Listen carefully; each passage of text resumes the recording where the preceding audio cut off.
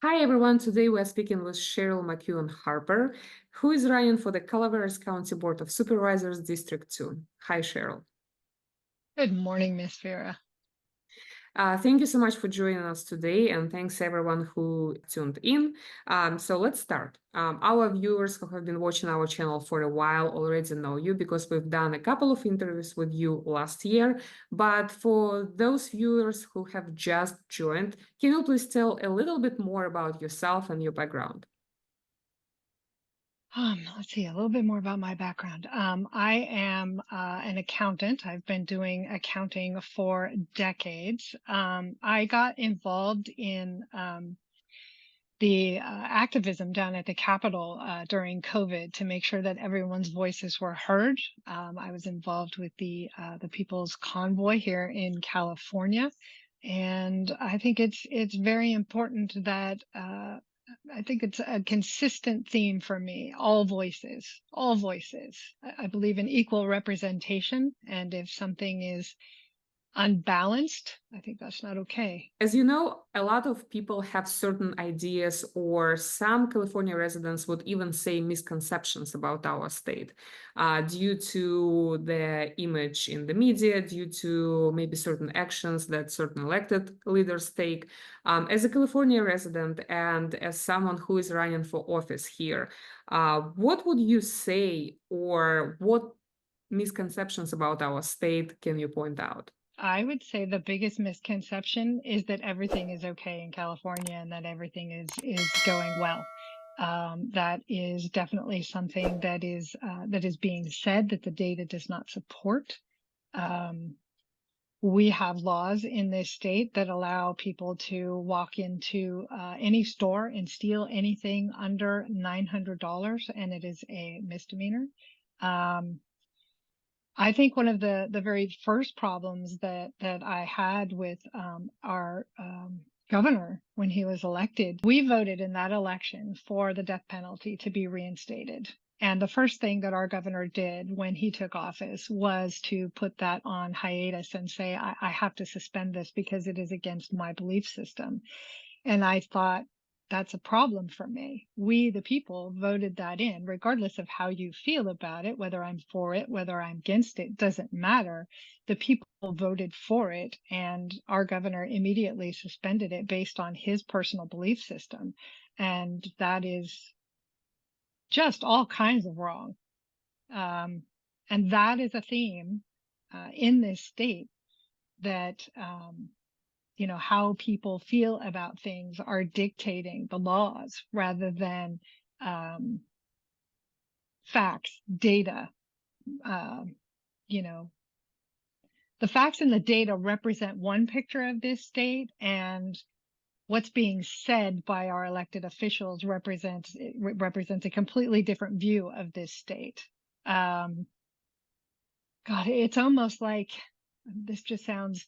It's almost like someone who's being abused, and you try to tell people how bad it is, and no one will believe you because the person that's doing this makes it look, like nothing's going on and everything is great.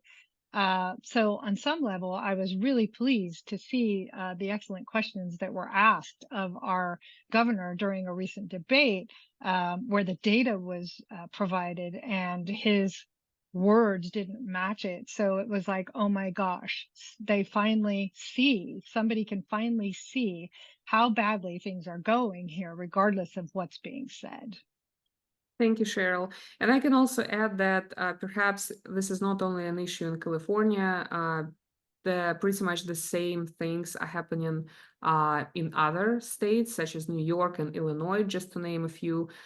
So some of the things that we have noticed is that California is used as the breeding ground for certain ideas. And if it's passed here by some means, it's gonna get passed somewhere else as well. So, which is why California is, I think, a state that everyone should be watching. Doesn't matter if they are connected with California or not. He's definitely right. We are leaders. California is a leader, and there are a lot of states that copy or pick up what's being done here. The questions that we need to start asking and looking at much more closely is what is being done here effective for the people? And specifically, if you take a look at what's going on in, say, San Francisco, you can clearly see that these policies are not working well for the populace, not working well for people. They're shutting down stores throughout the city because these large chains, these large, beautiful boutique, shopping districts are having to close their doors because they're being robbed regularly. There's a whole lot going on, what I would say, behind closed doors. And I really invite people to start asking tough questions. It's one of the things that I do. I'm asking questions all the time. What does this mean? Why is this going on? Does anybody else know about this? Thank you, Cheryl. So speaking about data and official numbers, we also have something that we wanted to share to add to your point. So 2020 became the first year in over 100 years when California population declined. Mhm. And according to the official most recent data from the US Census Bureau, between 2021 and 2022, so roughly in just 1 year, officially, and I'd like to emphasize this is only the official number, over 800,000 California residents moved out of state. So we lost almost 1 million. Probably the actual numbers are even higher. Interestingly, Texas became the #1 destination for those residents who left. And that trend continues not only for individuals, but for businesses as well. So since 2020, within just the past 3 years, almost 400 major companies have left California, including corporate giants such as Tesla, Oracle, Hewlett-Packard, that essentially started Silicon Valley. So the trend is here, no one can deny it, and it's quite concerning for everyone who lives here. This is not necessarily just one political party that is leaving this state. People are leaving in droves because they can't afford to live here anymore. They're taxing us. Just here in my county, our waste fees have been doubled. Our water for my particular water district, they're doubling our water fees over the next 5 years. It's becoming almost impossible to live here based on the taxes and the ways in which they come up with to charge us money. Just the gas alone is insane. So there are people leaving in droves, and it does not matter what political party you are. It is becoming financially untenable to stay here. That's a great point. And my next question was actually your opinion in terms of the main reasons people are leaving. So cost is obviously #1 and probably the biggest reason. And it definitely applies to everyone. Doesn't matter whether you are red, blue, or purple. It really does not matter. What other reasons could you point out that make people leave? I think everyone has given up on the idea that their voice matters. And that is happening. I was involved at the state level, and it was very clear that they really don't want us to know things are going on, because if we know things are going on, then we show up and we want to be heard. The amount of time that we're allowed to speak is limited. On bills, we're allowed to call in or show up and say, hi, my name is Cheryl, I am for or against this particular bill. And that's the amount of time you have, unless you're one of the people who has been able to register for, to speak for 2 minutes on any particular subject. Our voices are not wanted, encouraged. We are not inspired to be involved in our government. And let me just say, I don't care which party is in charge in our capital. If it is a supermajority in either direction, it's not okay. We need equal representation across the board. And our voices, this was set up to be we the people, and we the people are effectively silenced. And a lot of us have just thrown up our hands and said, that's it, I'm out of here. I can't do this anymore. And that's happening also to a certain degree at the county levels where I'm running, I noticed that there was an event, a 2-day event, and one day had a 60-page PowerPoint presentation, and the next day had a 40-page PowerPoint presentation. So it's not like they didn't know this was coming up. They had planned for this. They had, put together this 100-page PowerPoint presentation for a 2-day event, and the public received an invitation to this event 36 hours before it occurred. This looks like they don't want us there. We're told, well, a lot of places say, well, we put this up on our website, well, or on our Facebook page. Well, that's great, except very few people grab a glass of wine on a Friday night and go to the water board Facebook page to find out information. So I think that our government officials, our agencies, our utilities, people, agencies and governments where we have the right to be involved are not going out of their way to get information to the people about what's going on so that they can make informed decisions, and they can suit up and they can show up and say, yay, I'm for this, or, oh, heck no, I don't want this. So I think that's one of the huge reasons is everybody just goes, well, just, the heck with this. Right. So, have you ever considered moving out of California yourself? Yes, What absolutely.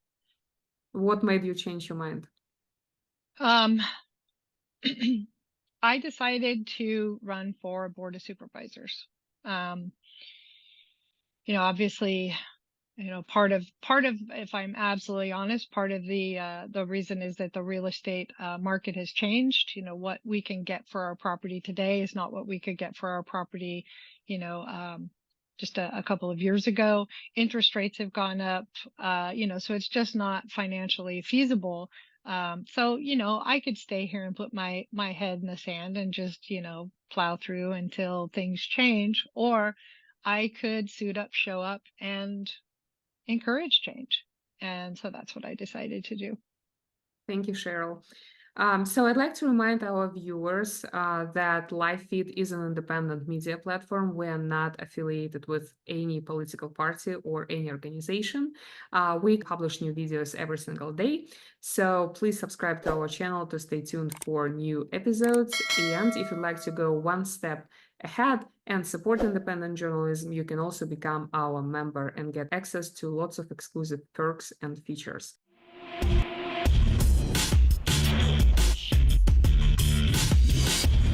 Let's talk about your county more. So what issues are the main issues that your county residents care about, and what are their main concerns? Well, I would say one of our main concerns is fire. We are District 2 in my county is the largest district land-wise, but we are I think we're the lowest population. There's only 8,000 people in 1,337 square miles. Fire is a big concern. So keeping our fire departments up, running, funded. My little town is approximately 769 people, and our average age is 61. So even right now, when it's raining, our concern is to make sure that we have our fire department on hand for medical needs when we're cleaning our roofs off of the leaves and somebody, takes a header off the roof. We need somebody close by, to come and help us. So keeping our services funded, fire, police. I think another one is, keeping our utilities honest and transparent. Like I said, our water district, one of our water districts, just recently raised our rates. They're going to raise them almost 100% over the next 5 years. So the fire department, keeping our fire department, keeping our roads. That's the other one, roads. So District 2 is very rural, and we don't generate a lot of tourism revenue. So we have places like Murphy's in our county where there's a lot of tourism. There's wineries and little boutique hotels and bed and breakfast. So they generate a lot of tourism revenue. District 2 does not. We have one hotel and we do have some Airbnbs, but we don't generate a lot of, tourism revenue. So we're like a redheaded stepchild of the county. So we don't really have a seat at the table when we start talking about getting, funding for roads. And I'm 45 minutes from police response on a good day. And that's not their fault. We almost lost our fire department. We had to agree to, having our property taxes raised. And of those property taxes, they get a very small portion of that property tax. So honestly, there's an industry in our district that is not being treated like an industry. I should probably tell you that I am a person that is in recovery. I've been sober for 16 years. So honestly, if I never had to smell cannabis again at a personal level, I would be happy. But what I feel and what's important to me is not as important as what's for my county. So there are 100 licenses for cannabis farmers in our county. Over 50% of those are in District 2. Now, if you are not infringing upon the peaceful enjoyment of your neighbor's property, which is in the Constitution, which means I'm not smelling it in my house, awesome. And so you're not bothering your neighbors, you're licensed, you are within, regulatory compliance. I have no reason to, not only do I have no reason to change what you're doing, but these farmers have these wonderful ideas for innovative ways to generate tourism dollars that are low impact, high yield, meaning we don't have to change much about our, if little at all, about our towns. We don't have to build hotels. We don't have to build, an Amazon hub or, in order to generate tourism dollars. We have an industry that already exists here. There's only 100 licenses available in the county. And our sheriff has an active and effective cannabis abatement program going on for anyone that is growing illegally.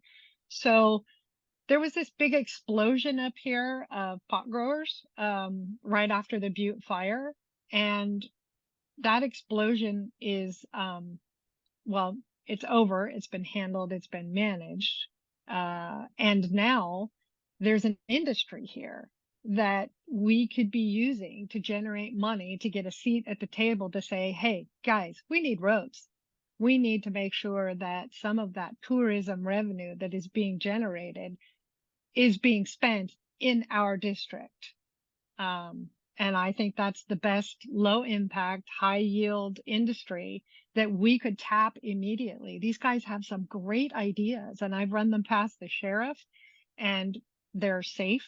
And he was completely on board with their business models. So, being a person in recovery, I'm honestly very surprised that I'm sitting here saying this, but I really think that this is something that could really help my district. So speaking about revenue generation, obviously cannabis is one and it's high yield, as you pointed out, but there's still a certain portion of Californians who are not decided on this issue, right? So there will be for cannabis and against it. Sure. So is there any other revenue generation path that you would suggest that your county maybe should explore but is not exploring for some reason? It's been suggested that, we have a UPS hub in Angels Camp and that maybe we could encourage an Amazon distribution hub here. We have a place down by Valley Springs, but again, that's not in my district. So it's as a board member, my job is to, help my district and the county, but specifically my district. So I don't know that there's a location to do that. We could certainly encourage more Airbnbs.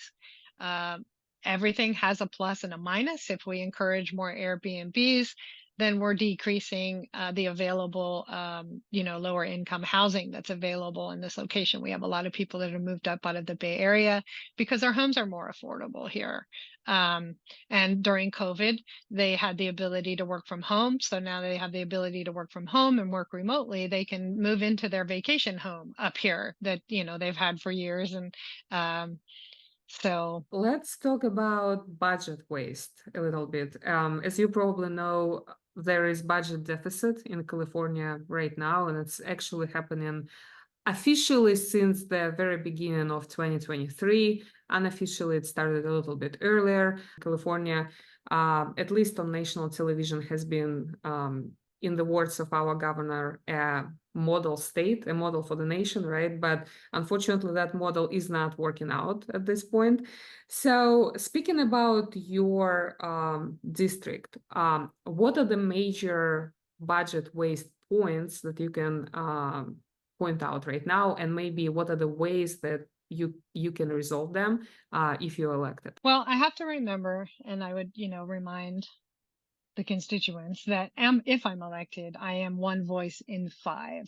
So this is one of the reasons why I think it's very important to reach out and work with the people as a team, the people in my district, to make sure that we are representing ourselves loudly, proudly, and that they know what's going on, so they know where and when they can show up to say, hey, we don't want this, or hey, yay, this is good. Because, without those voices, if there's something that, the other four supervisors are voting yes on, and I'm the only voice, unless, there's a bunch of people that show up, I'm one small voice saying no. So an example, and let me just start. There's this rumor running around that I'm anti-park, and I'm not anti-park. Parks are great. I don't have a problem with parks. There was some money from the TOT revenue, the transient occupancy tax, which is tourism revenue, which is supposed to go to the Visitors Bureau, roads, fire, and the sheriff's department. And this year, our board of supervisors took $212,000 of that TOT tax and created a park and rec commission. Simultaneously, they took $197,000 from the general fund and paid a consultant to go out to all of the towns and ask us, what we want in our towns, what we want in our parks. Do you want, senior yoga? Do you want pools? Do you, and to interview us about those things. He's also going to investigate adventure tourism opportunities. Great. My issue is this. First of all, I asked one of the supervisors, why did we fund these things simultaneously? Why would you not fund the investigation first and then create, the park and rec, fund the park and rec commission later after you've done the research? And the answer was that they had a chunk of extra money, and so they decided to use it all at once. Well, our county has a $2 million deficit. Right now, we have enough in reserve to cover that $2 million deficit, but we still have a $2 million deficit on the books. So we have $490,000, or at a minimum, the $212,000 could have gone towards our fire departments. Fire departments in Calaveras County are considered volunteer. That means that at my fire department here in town, we're not getting paid anything until we recently raised the property taxes. So some of these guys are making minimum wage, if they're lucky. The guys that run into fire are making minimum wage. They have no retirement. They have no benefits. And the way that they're paid is through the transient occupancy tax. They get funded through the TOT. They get a small portion of our property taxes. And in 1993, there was a 0.5% increase in sales tax, and they get 10% of that 0.5%. The other 90% went to the sheriff's department. We have a sales tax increase prop going on the ballot in March for a 1% sales tax increase. So I'm for increasing that because I want my guys paid. I want our fire people paid. What I don't like is why it's necessary to put a 1% sales tax on there. I think if we don't take care of these guys, we're going to be sorry. There's another district supervisor in Mariposa County that I've spoke to. There are 18,000 people. We're 45,000 people for the whole county, and they had a volunteer fire department that when Governor Newsom required a certain amount of education for volunteer firefighters to be volunteer firefighters, the cost fell to either the county or the volunteers to comply with those educational requirements. And it was going to be like $250,000 a year. Of course, the county didn't want to pay it, and the volunteers didn't want to pay it.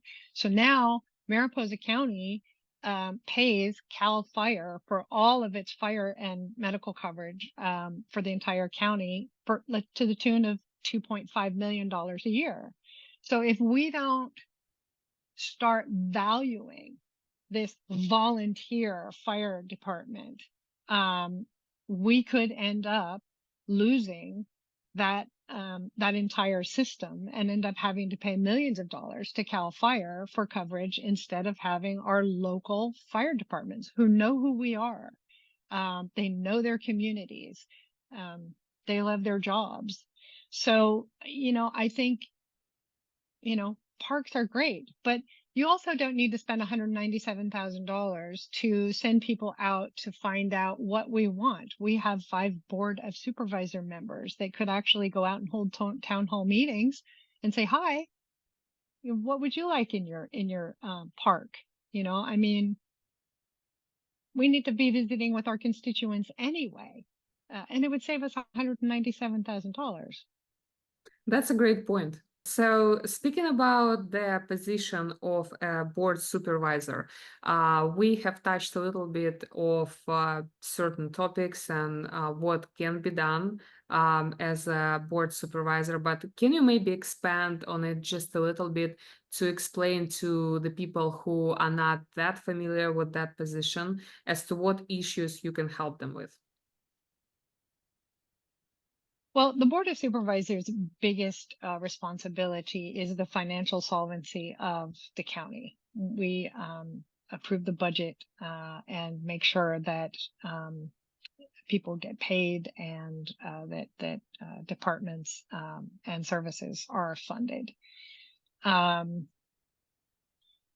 think the biggest thing that people are responding to right now as I campaign is information.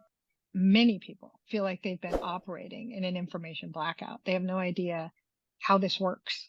I just went and met with the head of the planning department on Friday, and I had no idea the planning department actually operates independently of the Board of Supervisors. It doesn't report to the Board of Supervisors. It's its own entity.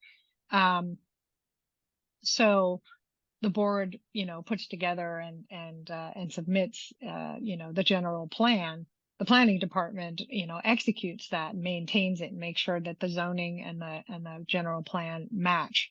And what kind of decisions are being made on our behalf, is important. And I've been getting information out to the public, and they're so grateful. I had no idea how this worked, and as I'm finding it out, I'm making sure that they find out how this works, and they seem to be very grateful. Also, there's a 3-minute public comment section available at the beginning of every Board of Supervisors meeting, where you can show up and you can get up to 3 minutes to speak on any subject that's not on their agenda for the day. I didn't know that. Most people don't know that. They're upset about something. They have no idea who they can talk to, where they can go. So I think the other thing that's important is, I've seen there are certain Board of Supervisor members in other counties that spend a few minutes after every Board of Supervisor meeting putting together a little YouTube video for people. sure, the videos are available, but let's say that day it's a 3-hour meeting for the Board of Supervisors. You know, you've worked all day, you need to go home, you need to, cook for your kids and, put your feet up for a minute. And I'm pretty sure you don't want to spend 3 hours watching a Board of Supervisors meeting. I think it's important that in this position, we keep the public informed about what's going on and, make a little video after the meeting and say, this is what we talked about. This is what was decided. um, every week or every Board of Supervisor agenda is now provided to the constituents through my campaign Facebook page. And, so I'm doing my best to keep them involved, which seems to have inspired, involvement and encouragement, maybe a little hope that, we're not overlooked so much anymore. If you can maybe briefly summarize it, why people should vote for you as opposed to other candidates? Well, I think I'm the most, I don't know, well-rounded candidate. I have decades of accounting experience with everything from startups to multi-million-dollar corporations. I've been spending time with the department heads of the county, finding out how the system works. As I go into a company to find out how I can help them, the first thing I have to find out is what's happening. How is this system working? How is this system not working? What's working? What's not working? Listening to people, meeting with people, eyeball to eyeball, palm to palm, what's happening in your world, what's important to you. I realize there are people who have, long time, multi-generation, they've been here for multi-generations. And gosh, I honor that because I moved around a lot as a kid. So for me, I've been here for 11 years, but I treasure this in a way that, gosh, because I mean, by the time I quit counting how many times we moved at 30, and I went to 3 different schools in 2 different states in the 9th grade. So for me, the treasure of being part of a community, and knowing their names and, knowing their hearts. I think for me, it's honoring our history and making District 2 thrive. There's this big split here that it has to be one or the other, and I don't think it does. I think that we can honor our history because it's precious, while at the same time finding ways to make our district and our county thrive. And I'm realizing I had some canned thinking about certain things. I had some canned thinking about the cannabis issue. When I sat down and I started talking to people, I realized I needed to open up my thinking. And I'm really hoping that, we can encourage each other to sit down, talk to each other, find out what we can do, find our similarities, and make D2 thrive. Thank you. So what's the first thing you will do if you're elected? Probably do a little wiggle dance. Sorry, personality. Let's see. The first thing I will do if I'm elected, the first thing I'm going to do is to continue to suit up and show up in the communities.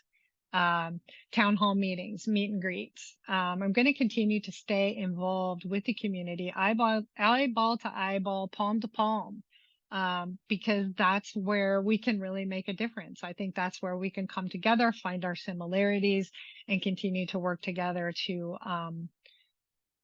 just give D2, District 2, a seat at the table for our roads. They're spending millions of dollars to build roads in other parts of the county. And we have one up here that is literally just deadly. I mean, it's just deadly. And when I talk to people near me, it's the first thing that they mention is this particular road. So yeah, the first thing I'm going to do is just continue to stay present and available and teachable. Thank you, Sheryl. And my last question, it will apply to the nation as a whole, but I think it's important to cover it. So many say that our political system is broken. You know, there's a lot of corruption, a lot of career politicians that are engaged in corruption. So in your opinion, what are the steps that regular citizens can take right now to fix this? Ask questions. Keep asking questions. Be annoying. It's my superpower. I'm going to keep asking questions. I'm going to keep suiting up. I'm going to keep showing up. I don't care whether you elect me or not. I'm going to keep doing it. I mean, vote for me because I'd really like to have the ability to be in a position to do more for us. But not being elected is not going to stop me from asking questions. I'm going to keep suiting up and showing up and asking questions. Don't be quiet. You know, if you have something to say, find out where you can say it that is going to be the most effective. And when you see corruption, you know, say something. You know, you asked one of the first things I'm going to do. I'll be honest, one of the first things I'm going to do is I'm going to stop conflicts of interest. There are obvious conflicts of interest going on in our board. There are people who work on the board who work also for agencies that report to the board and have to recuse themselves every time there's a conversation about that particular agency. So at that point, the constituents are not being represented in that subject matter because this person is having to recuse themselves during conversations about this or votes. You know, and I think that needs to be addressed. Sheryl, how do people can know more about you and how they can join your cause? CherylCalaveras.d2.com. And you can also find me on Facebook at that same URL in Facebook, Sheryl Calaveras D2. And yes, please donate. Signs are not cheap. And I appreciate any and all support that I get. And, you know, thank you. Thank you for your time, Vera. I really appreciate you. Thank you, Sheryl. Thank you. Thanks everyone for watching, for tuning in. If you like this video, please make sure to click the like button and share it with your family, friends, post it on your social media, as it helps search algorithms deliver it to even more people. And we'll continue providing you with independent news coverage every single day. So subscribe to stay tuned. If you'd like to see more of our interviews with Sheryl, I'll put the links here and also in the description down below. Thanks again, everyone, for tuning in. If you'd like to get more information about the issues that are important to California and the nation, check out these videos right here.